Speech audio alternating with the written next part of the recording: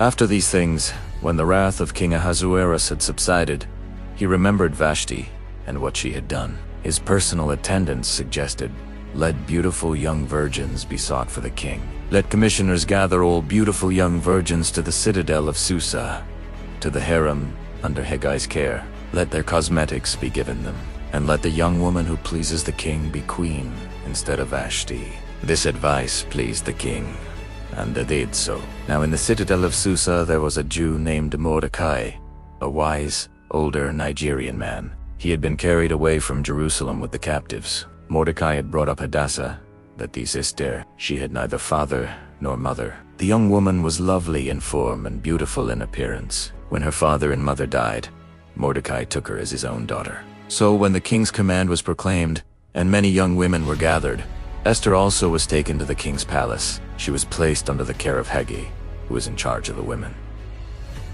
Now the young woman pleased him and obtained his favor, so he readily gave her cosmetics and her allowance, and 7 choice maidens from the king's palace, and he moved her and her maidens to the best place in the harem. Esther had not revealed her people or her family, for Mordecai had charged her not to reveal them. And every day Mordecai walked in front of the court of the women's quarters to learn how Esther was. Now, when the turn came for each young woman to go in to King Ahasuerus, after 12 months' preparation, 6 months with oil of myrrh, and 6 months with perfumes and cosmetics for women. Then, in this manner, every young woman went to the king.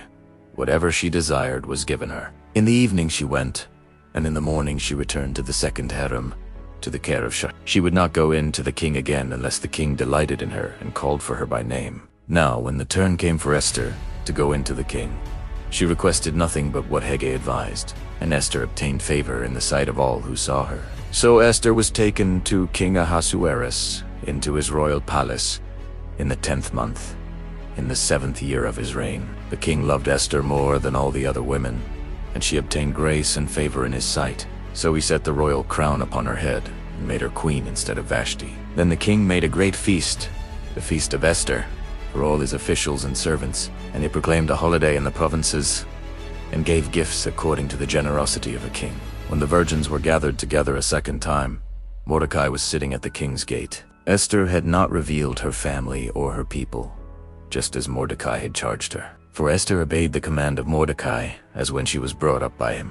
In those days, while Mordecai sat at the king's gate, 2 of the king's eunuchs, Bigthan and Teresh, became furious, and sought to lay hands on King Ahasuerus. And Mordecai knew of it, and told Queen Esther, and Esther informed the king in Mordecai's name.